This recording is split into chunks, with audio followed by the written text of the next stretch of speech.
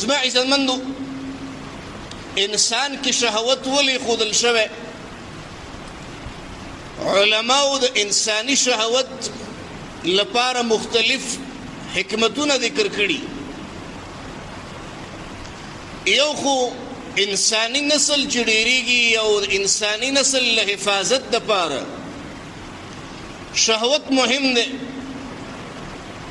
کچره په انسانانو کې شهوت نه وي نارینه خزینه ته میلان نه کوله او خزینه نارینه ته میلان نه کوله انسانی نسل به نابود شوی وي دا چې انسانان پیدا کیږي او انسانی نسل ارتقا کوي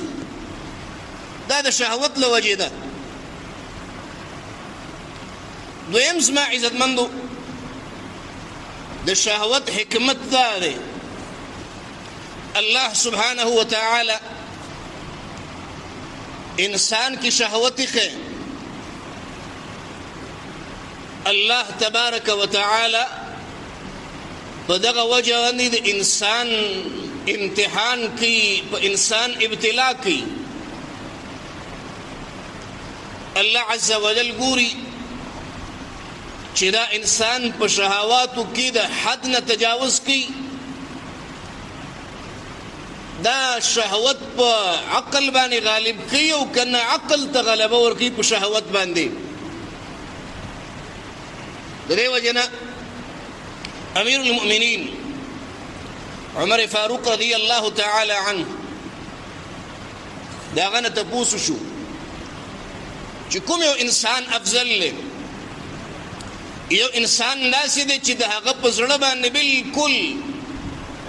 غلط تصور ناراضي غلط سوچ ناراضي هغه شهوت نه لري او بل انسان هغه ده چې هغه ته وسوسې شیطان په زړه کې ورغورځي نفس د هغه د معاصي او تمنا کوي اشتها کوي لیکن دا انسان د شهوت اتباع نه کوي د نفس د خواهشاتو اتباع نه کوي بلکې الله عز وجل لپاره دا پرېږدي دواړه ګناه نه کوي دواړه په معصیت کې نه واقع کیږي لیکن عمر فاروق رضی الله تعالی عنه فرمایي چې تر ټولو بهترین انسان هغه د چې هغه د نفس سره په مجادله کې د نفس سره په جهاد کې اختی د نفس سره په مقابله کې اختی او د نفس د خواهش اتباع نه کوي بلکې د الله عز وجل لپاره پرېږدي هغه انسان چې هغه ته وسوسه په زړه کې نه ورغورځېږي شهوت نه لري دغه مقام دته نشي رسېدلی دریم زما عزتمندو په انسان کې د شهوت د ایښودلو حکمت دا دی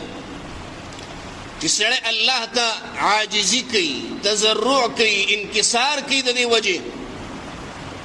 ځکه انسان کې چې شهوت کېښودل شو انسان به ګناه کوي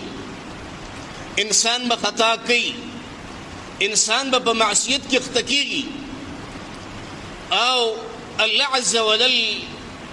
کله انسان ته توفیق د ګناه نه د توبې ورکي الله ته د رجوع الله ته د انابت ورکي نو دا سړی به الله ته زارۍ کوي الله ته به سوال کوي الله ته به التجا کوي الله نه به د خپلو ګناهونو بخښنه غواړي الله نه به د خپلو خطاګانو بخشش او مغفرت غواړي نو دا د دې لوی عمل الله ته د زارۍ او الله ته د عاجزۍ او الله ته د انکسار او الله ته د توبې د وستلو د پاره سبب باعث د شهوت شو شهوت پکيو د شهوت له عمل ګناه وکړه اوس د ګناه نه وجه توبه الله ته وباسي الله ته عاجزي کوي الله ته انکسار کوي زما عزتمندو نو دا د انساني شهوت دریم حکمت علماء ذکر کړي څلورم زما عزتمندو په انسان کې د شهوت د ایښودلو حکمت علماء دا ذکر کوي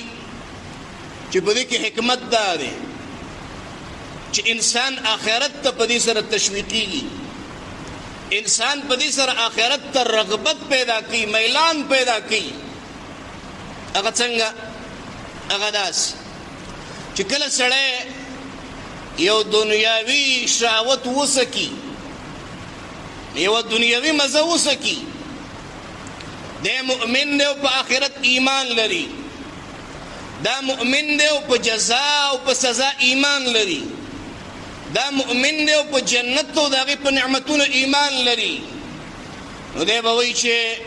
د دنیا د مزو، د دنیا د نعمتونو، د دنیا د خواهشاتو چې دغه خوند دی،